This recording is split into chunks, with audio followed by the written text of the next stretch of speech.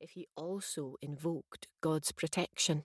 Without it, his wish would be granted, but in the most terrible of fashions. This fellow, however, was so enthralled to his desires that he failed to claim the protection of the Lord, and in that failure he had sealed his doom. They kissed, and she silently noted his tremble of desire and longing, hearing his thoughts as if they were her own. She closed her eyes, savoured his need and ache for her, knowing he would die in mere moments, his stare wide and his terror distilled into the liquid of his eyes. She put a hand on his chest, held him off. "Patience," she whispered, her half-smile and raised eyebrows, her nearness, her promise of love and loving, pushing him into a torment of yearning.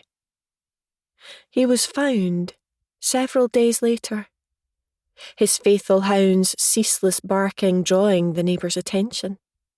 The man's body was as cold as a mountain top in winter, his throat ripped out, his flesh entirely empty of blood. But mysteriously, naught but the footprints of animals around him. Throughout the ages, many, many more victims fell to her hunger. But that was then.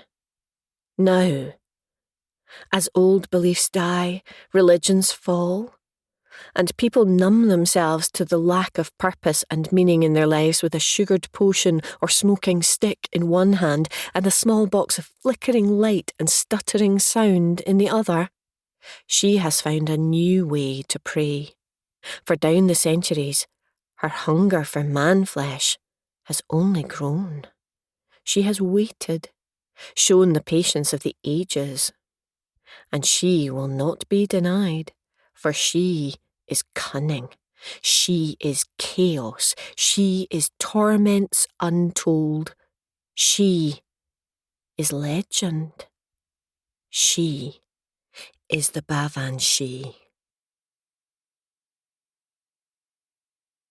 Chapter 1. Annie. Annie reached for her car keys on the little kitchen table and felt a surge of anxiety twist at her heart and shorten her breath. The minute, the second she sat in her car, the murmurs could awaken and harass her until the moment she stepped back inside her little stone cottage. There was just no pattern to them. Often they would leave her alone for hours, sometimes days, but then they would populate every waking and sleeping moment, making her feel constantly on edge.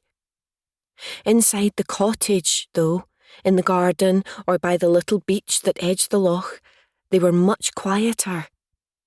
Sometimes she was able to deal with them, but there were moments when the hateful, accusatory voices became too much and she just wanted to curl up into a ball and rock herself to sleep. For the millionth time, she sent a prayer of thanks to her Aunt Sheila for leaving her this place. A woman she had only met a couple of times in her life while only a girl. How she had known the little building would offer Annie sanctuary from the curse that had haunted her family for centuries, Annie didn't know. But she would be forever grateful. Annie looked out of the window at the still surface of the loch and the heathered hills beyond and felt the soothing they always offered. The only way to is through, she told herself. The little mantra that had helped her face her troubles over the years. Just one of the nuggets she'd been taught by her adoptive mother, Mandy McEvoy. With that thought tight in the forefront of her mind, she gripped her keys, felt the metal dig into the soft flesh of her palm. "You can't lock yourself away up in our lochard forever," Lewis's voice sounded in her ear.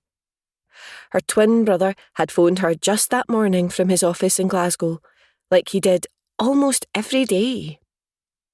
"Watch me, brother," she'd replied. Being isolated from the rest of society not only muted the voices, but it also offered relief from knowing how someone was